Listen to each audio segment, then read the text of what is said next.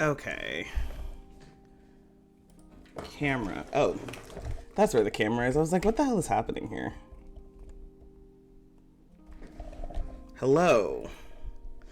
Hi, everybody. Welcome. Haha! We have started on time. I'm not going to say the other bit that I want to say because that would jinx it, but here we are. Hi. Welcome. Welcome. So today we are going... Oh, actually, hold on. This first. Hello. So today we are going to be playing... We're going to be trying to play two things. The first one, To Swear in Your Honor, a solo RPG that we did not get to play last week. And then a new one that I found called Creation Myths, which I'm going to try and get through both of these at least... Times this realistically, let it be. Very true. I'm going to try and get through both of these as much as possible because I am doing a write-up for a VJ Talks episode that is not coming out today, but Sunday, so I have time to add this stuff in as well because I want to get this out there for Pride Month. But without further ado, so this is a Peach Garden game, so it's by Cat McDonald's. We've played a bunch of Cat's stuff recently, and we're gonna keep going.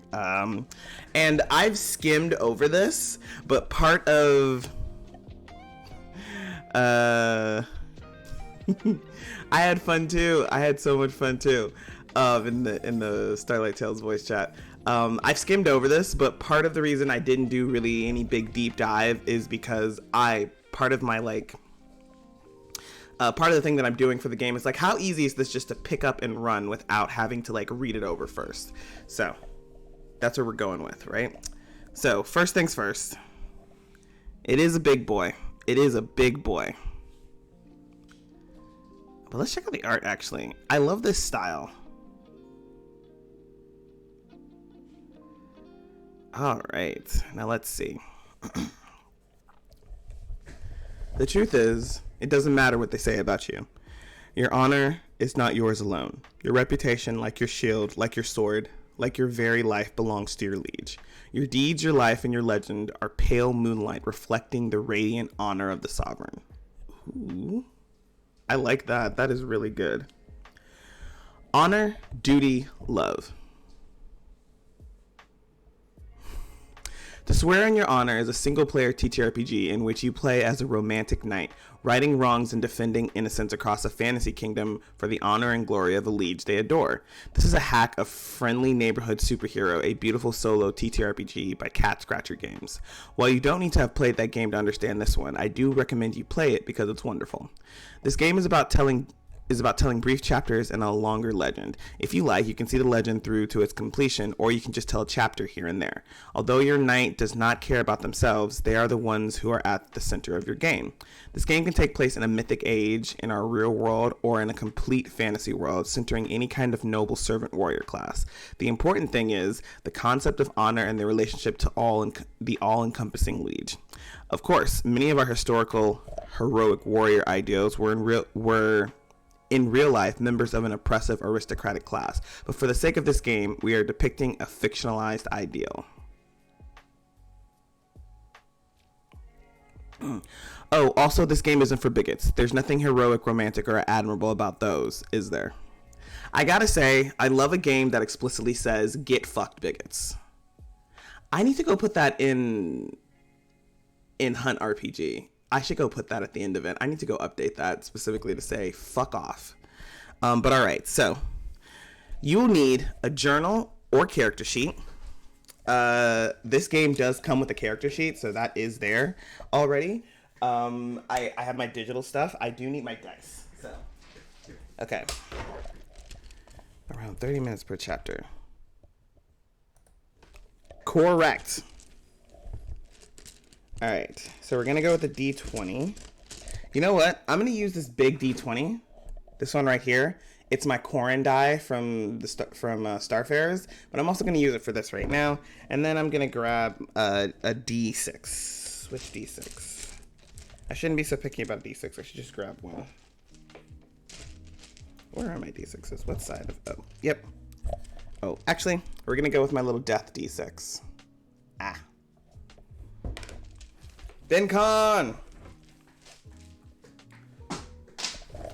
Oh man, why does this look so bad? Hold on a second, y'all. Nope. Nope, not what I'm looking for. I'm looking for chat box. Why do you look like this, sir?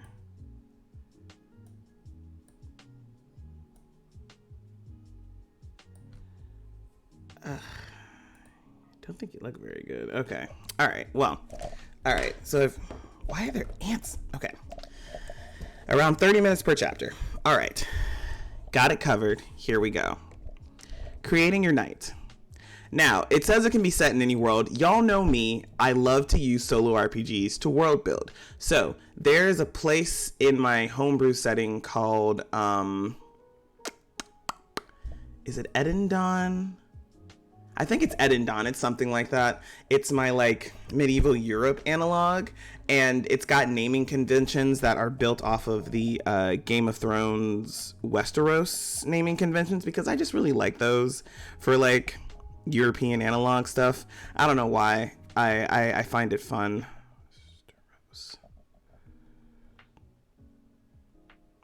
Name generator. So we're gonna pull that up so I can get the name of my little guy. Yep.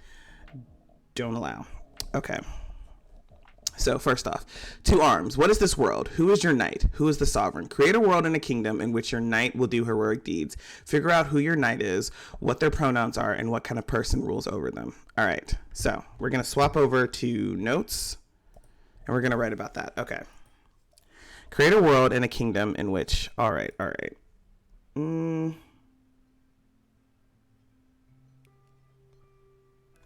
Ooh, you know what? I can literally just pull this up. What am I doing? Magic integrated. So I can figure out the name of this place. Nope, that's wrong.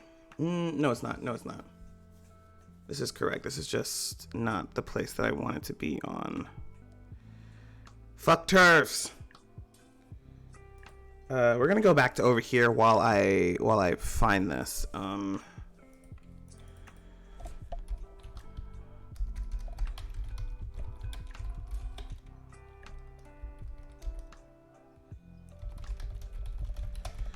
Okay, so while I'm looking for this, the first thing we're going to do is we're going to find the name of my knight, right? What is this person called?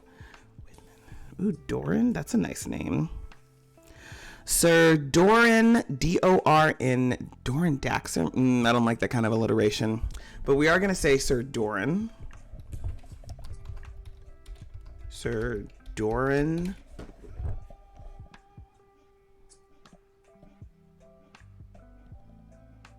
Sir Doran Osgray.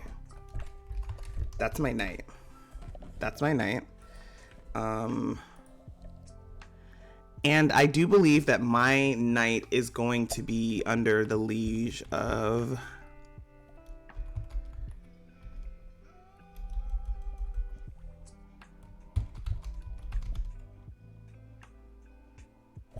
Okay. Okay, I got the name right. It is Edendon, right? So the name of the nation is Edendon. Like I said, it's my fantasy European analog. And this place, for anybody that was in that stream, is right up next to the section of like well, what did I call these woods? I'm just going to call it the Wildwood for right now because I can't remember the name. But it's a section of the Feywild that is encroaching, that is trying to take back the land that was once in Edendon. European analog. I also at one point wrote a little bit of like a history thing. The Bastard and the Consort, A Tale of Two Queens, because I was really frustrated with House of the Dragon, because I wanted some explicit gayness from Rhaenyra and Alicent, because it was right there. So I made a sort of version of this where they are gay together. Kinda. But here's the really important part of that information. That's not the important part of this. The important part of this is that my knight, my Sir Osgray, is going to be under the rule of King Marvion Estamont. That was the important part of this information that I needed to go get. All right, and then we're gonna come back over here to notes. All right. Oh wait, actually, Let's see. Let's come back over here. Let's look at this character sheet real quick, right? Okay, liege. King Marvion Estermont. This does have a character sheet, which I really like, right? So we're just gonna I also do like to keep my notes here as well. All right, so first things first. Create a world and a kingdom in which your knight will do heroic deeds. Figure out who your knight is, what their pronouns are. My knight's pronouns are they, he. They, he, just like me. He's just like me. My knight's pronouns are they, he. Figure out who your knight is, what their pronouns are, and what kind of person rules over them. Okay, so here's the thing about King Estermont, right? Estermont. Is not a bad king overall. He's not a bad king overall, but is King Estermont a bad king? I mean, in general, no. Okay, in general is not a bad king. Not a bad king. People don't typically starve to death under his regime.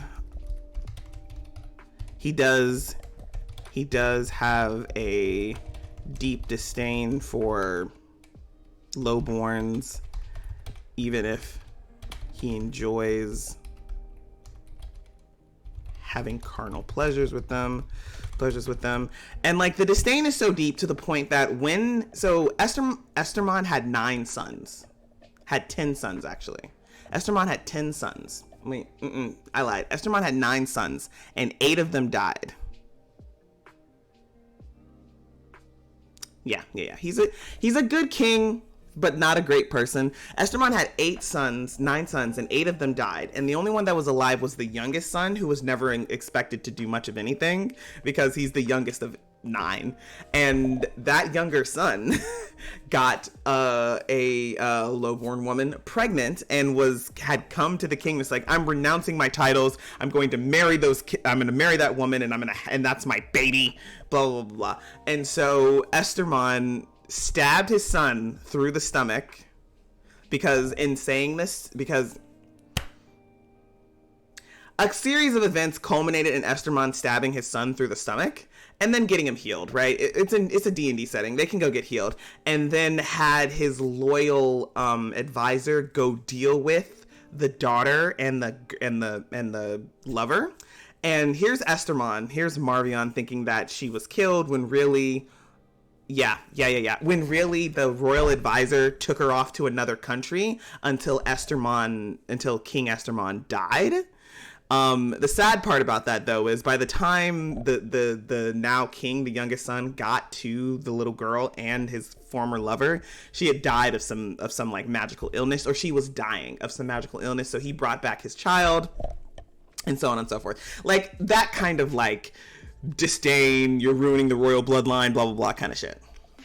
So not a good person at all.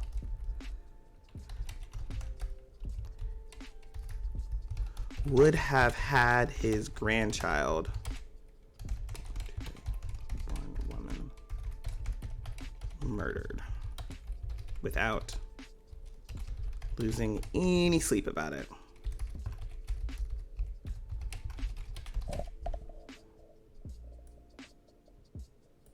Okay, but that's who it is. But he's a good king. He's a good king, right?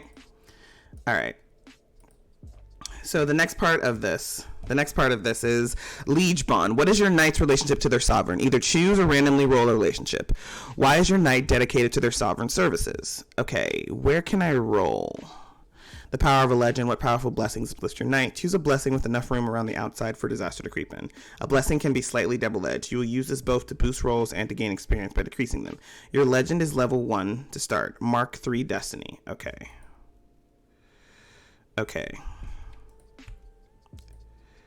All right, 3 destiny. Knight.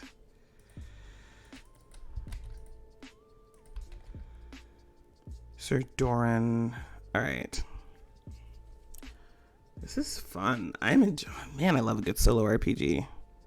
Okay, but it told me to roll about it, so I'm going to. Sir, why aren't you loading? What are you doing?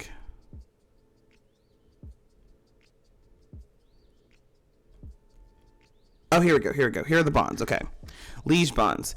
What is their relationship? Gratitude. Your liege has done something for you that you cannot possibly repay. Admiration. Your liege is a shining example of everything right in the world. Nope. Fealty. Your liege is one you are duty bound to serve. Piety. Your liege is a manifestation of a sacred power who demands your allegiance. Adoration. Your liege is in your eye the most perfect and beautiful being to exist. Ensorcelment. Your liege has bound you by some sorcerer's chain. Here's the thing. I could roll about this. I could roll a d6 about it, but here's the thing.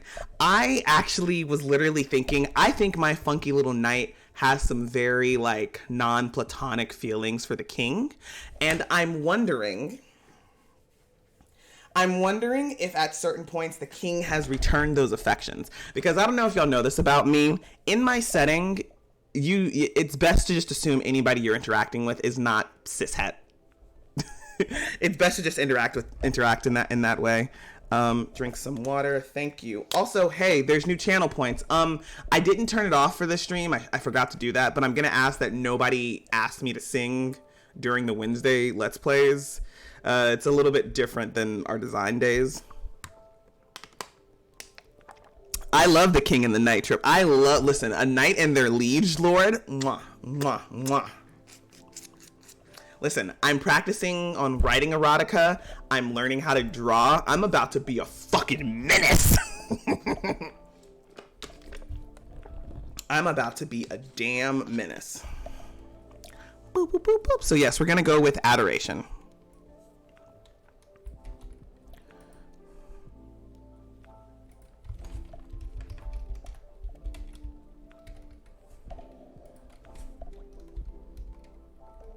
Okay, sweet.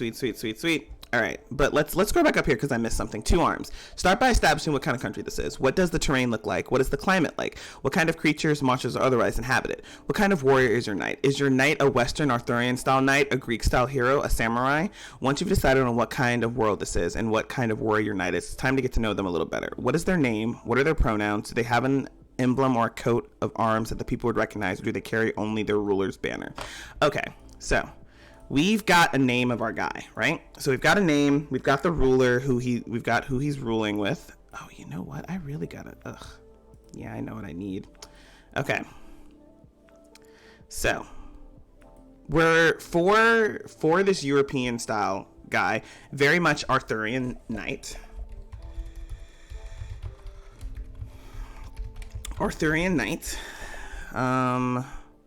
What does the terrain look like? What is the climate like?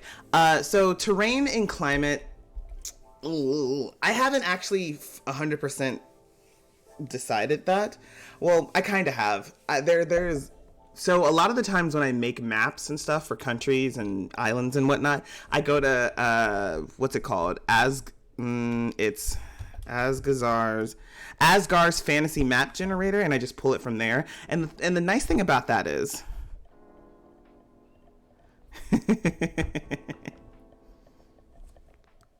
we love who we love, you know?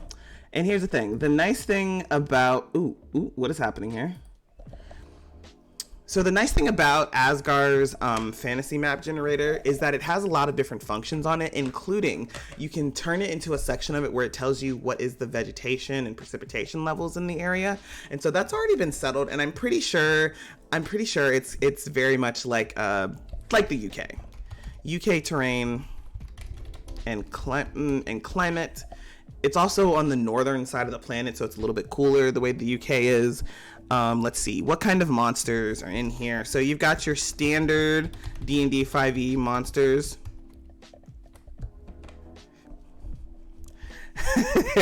You could fix him? No. Here's the thing.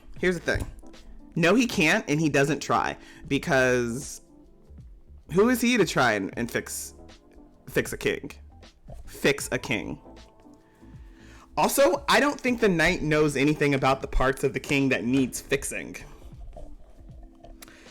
Standard 5e monsters plus fey creatures from the wildwood encroaching on the territory. Okay. Okay, let's see.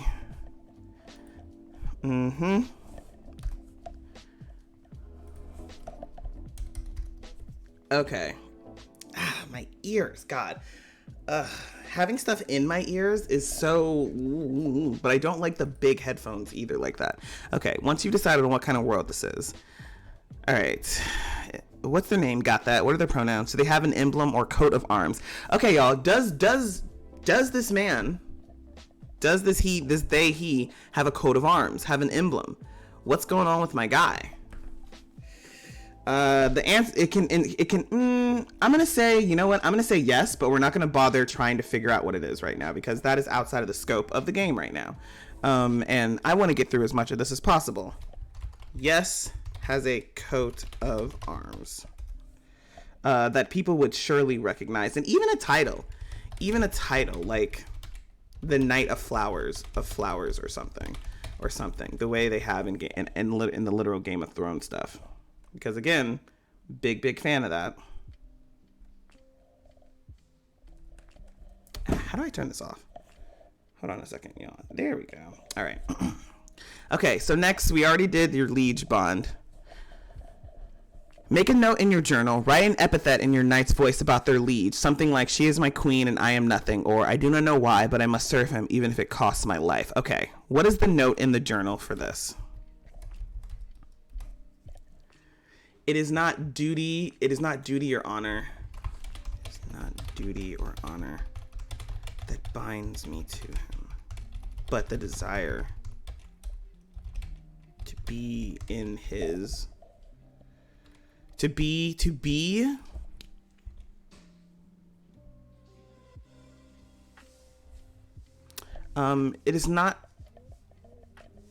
it is not my duty or honor that binds me to him, but the desire to be in the presence of a being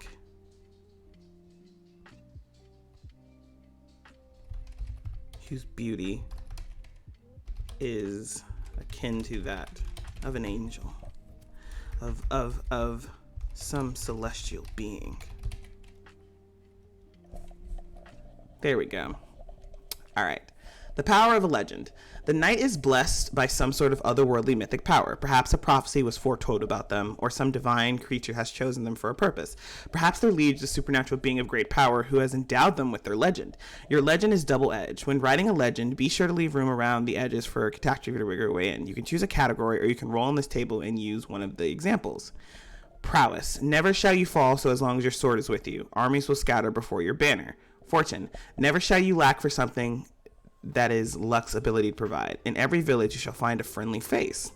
Beauty. None shall resist your gaze. Your voice shall rally thousands to your banner. Guidance. The wind shall be your guide through desperate times. You can see through deception and falsehood. Destiny. Until the destined time, your life shall be preserved from all misfortune. You will complete any journey you undertake. Permanence. You will not age until your quest is complete. No temptation can sway your noble heart. I like the prowess one. Never shall you fall as long as your sword is with you, because that gives me real big, not David and Goliath, Samsung and Don't Cut Your Hair vibes, where like his hair did in fact get cut. And this feels like okay, somebody's gonna take your fucking sword from you, my guy. Okay, so we're gonna come over here to legend.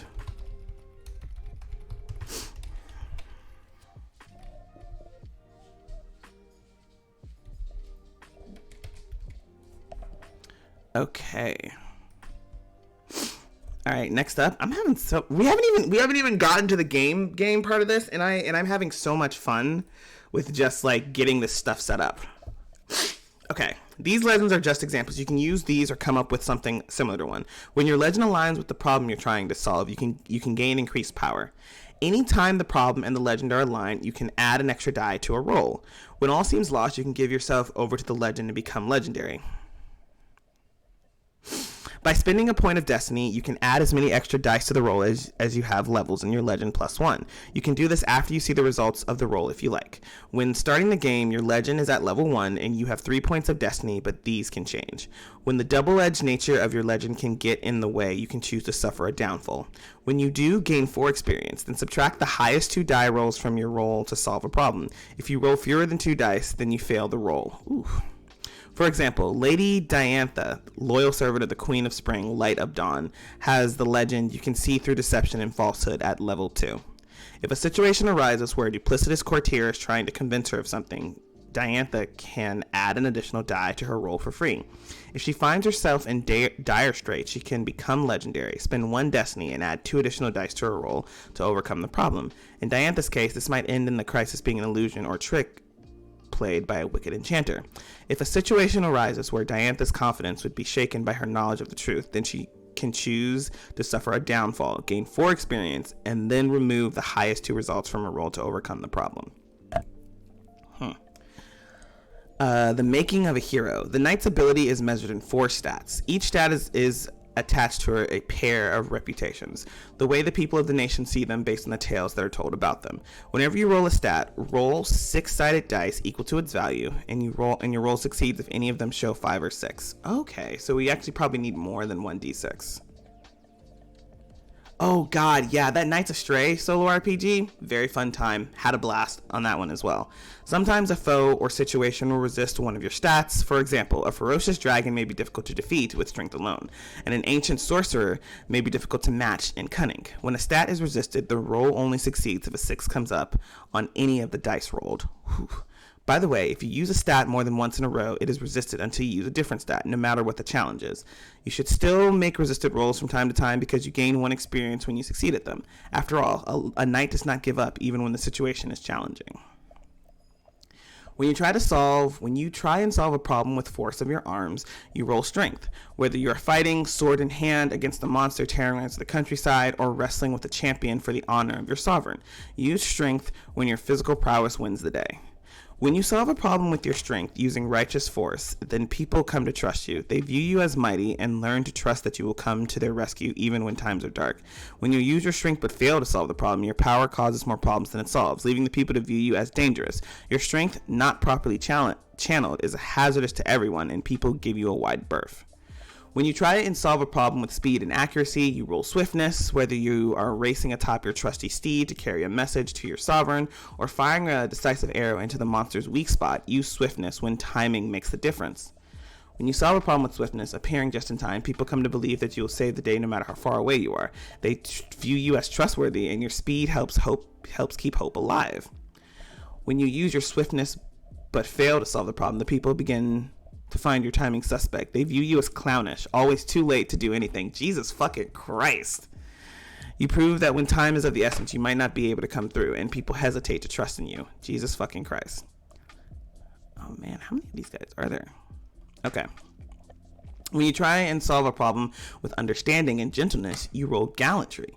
Whether you are tenderly listening to a princess's troubles or acting as your sovereign's representative at a foreign court, use gallantry when your heart is the thing that matters. When you solve a problem with gallantry, you set a shining example for the people who look up to you as a role model. They view you as inspiring, not only as someone who can solve problems, but as someone they should strive to imitate in their own lives. When you use your gallantry but fail to solve the problem, then people grow sad and cynical watching the kindness of a noble heart fail. They view you as a tragic figure, someone who is taken advantage of and whose kindness is a burden.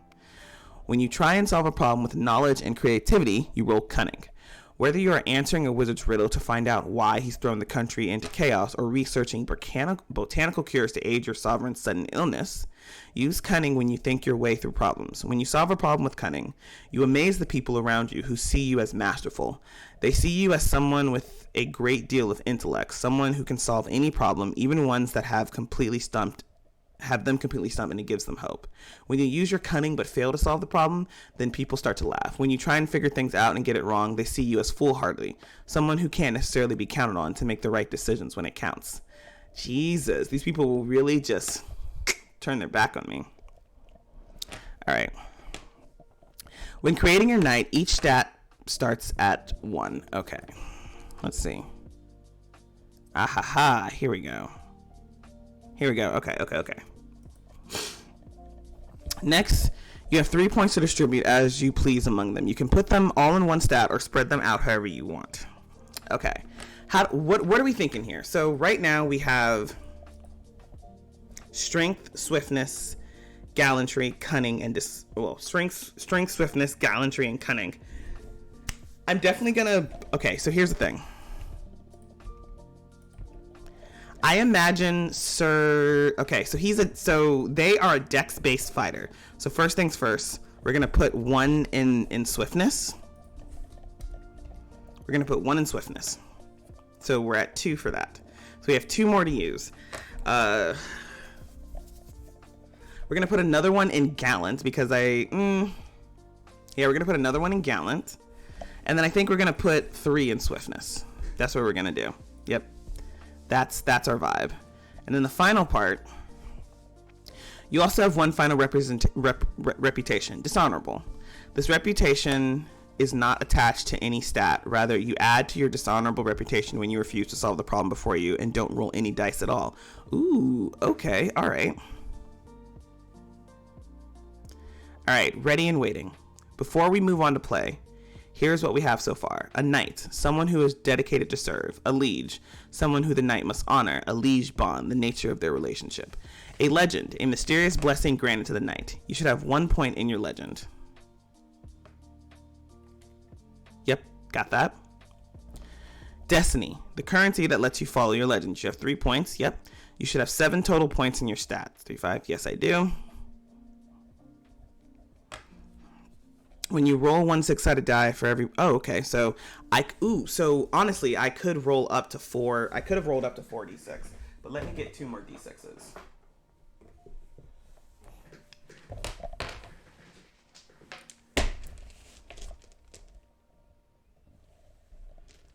Yep, that sounds about right.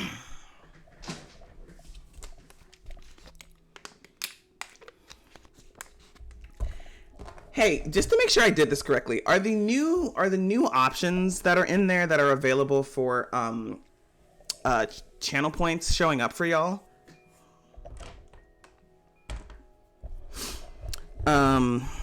Okay. Succeeding on a resisted roll gives you 1 experience. If your knight's legend is appropriate to roll, they are trying to make you can choose to add 1 additional die before you make the roll. Sweet, sweet, sweet. At any time, oh, that's right. I wanted to lower something actually. At any time, even after a roll, you can choose to become legendary. So actually, 1 second, y'all. Let's fix this real quick because I wanted to change that. We're gonna change it now. Let's see. This internet. Well, actually, it can't even be the internet because this doesn't need to be online for this to work. Why doesn't it load faster? You spend 1 destiny. Okay, when you become legendary, you spend 1 destiny and then roll additional dice equal to the level of your legend, plus 1. So at the very least, when I spend a destiny, I roll 2 additional dice. You can also choose before you roll to suffer a downfall. If your legend would get in the way or prove catastrophic, you can remove the highest 2 results from your roll and gain 4 experience. Okay. Finally, you can choose not to roll at all and to ignore a problem. If you do, increase your dishonorable reputation and roll a new problem. I don't foresee me ignoring that at all. Like, that's not happening. But let's see if I eat my words. Again, love the artwork. Definitely gives the vibe. Gives the correct vibe that this game is. Yep, gives the right vibe. All right. Embarking on your quest. Overview. Start by randomly generating a peril. This is the danger facing the people of this country that you must defeat. You can choose any of the location tables or stick to the one that represents your country. Roll a stat that describes your approach to the problem, then increase the associated reputation based on whether you succeed or failed on the roll, and mark the stat so you know it will be resisted if it's the next stat you use. Remember, roll as many dice as you have points in the stat. Unless the roll is resisted, 5 or 6 showing on any die means you have succeeded. If the roll is resisted, then 6 showing on any die means you have succeeded. Not every peril can be overcome by 1 roll. Roll until you have enough successes to solve the problem. Ooh. Next, randomly generate an intrigue. This is the political scheme going on behind the scenes that has somehow ensnared you. Thwart the intrigue the same way you defeated the peril. Once you have... Bye, Chelsea. Catch you later. Thwart the intrigue. Once you have thwarted the intrigue, then you gain experience equal to the difficulty of the peril you faced. Now, you can spend experience and check to see if any of your reputation have reached 10. If so, go to the end of a legend. Okay, peril and intrigue. Facing peril. First, roll on the peril table of your choice. If you can't decide, why not roll a 6-sided die? All right, let's try it. Mountain peril. Okay, mountain peril. Roll your d20 twice. So the first set of things. I think we're going to do a chapter of this and then head off to the next game. Mountain peril. So we're going to do a mountain peril. Roll your d20 twice. First to determine the cause and then again to determine the problem. Mountain peril, which is page 30.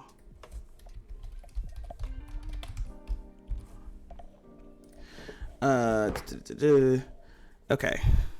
First one is a 15 on the d20, and the second one is a 19. Okay, 15 and 19. Okay, let's see. Roll your d20 twice. First determine the cause, and then to determine the problem.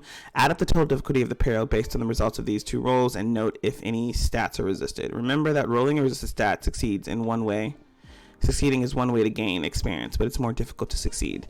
Some combinations make more sense than others, so you might need to take a moment to reevaluate what is truly happening in the area.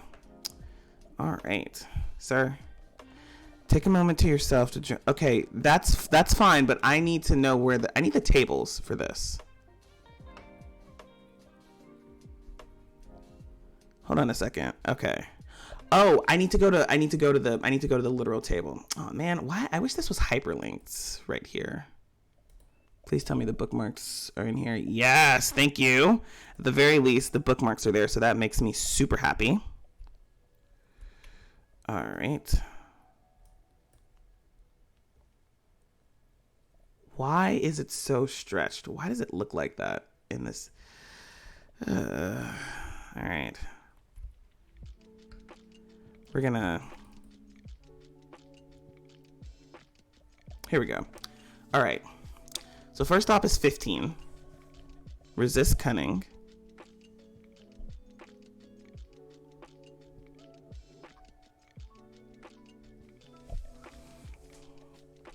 Cause. Okay, so wait a second. Is there another? Nope. Okay. Okay, so there's cause there. Problems.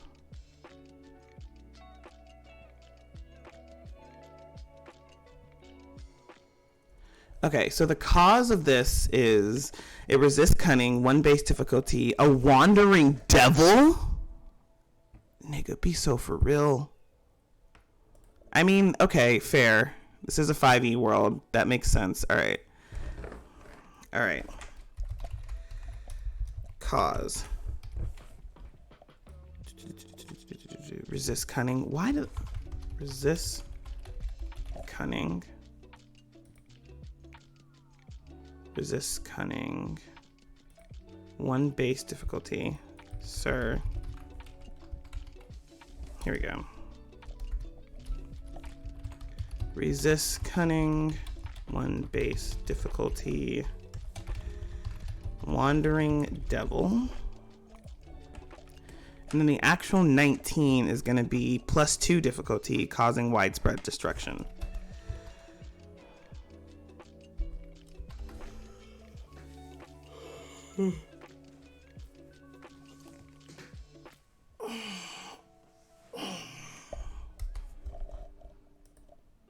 Sir, there we go.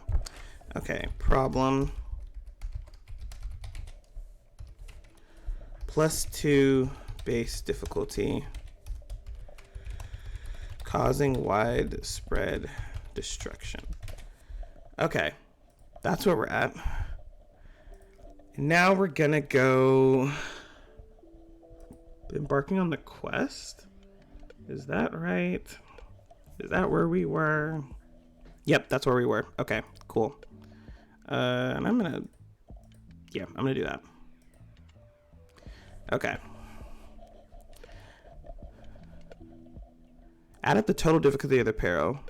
So peril equals 3 difficulty.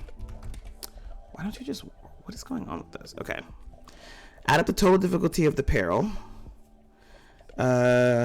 on the results of these two rolls. Note, if any stats are resisted, remember that rolling a stat and seeding is one way to get experience. Some combinations make more sense than others. Okay, yeah, sure. Okay, let's see.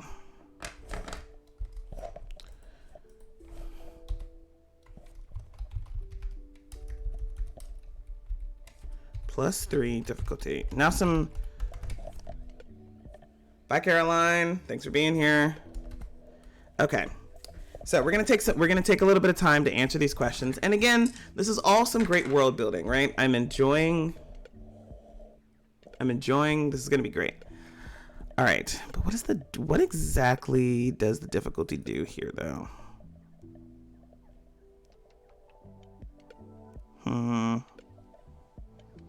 I think I missed something. I'm gonna have to go double check that, but okay. Take a moment to yourself or in your journal to answer a few questions. I'm going to copy these over to here, and we're gonna come over here for me to try and answer these questions. All right. How does the news of this peril reach you at court? How do you respond? During one of the days in which the general populace can speak to the ruler of Edendon, about their issues, low and highborn, someone has come running into the throne room, bloodied. I can't spell throne.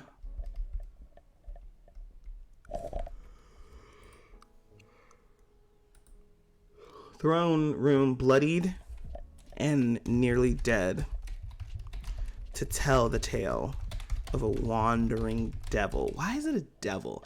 I think it's a demon I know in devil terms, yeah, but wandering fiend, I'm gonna say fiend, and it's gonna be demon, because those are much more likely to those are much more likely to be going on rampages, and two, much more likely, in my opinion, to resist reasoning, because we know in a 5e setting, devils love to make fucking deals. The wandering demon. Oh, come on. What is here, y'all? Important question to ask you. What is the point? What is the point of a extra keyboard if it's not going to work? Like, what is the point here? Does this work if I do this?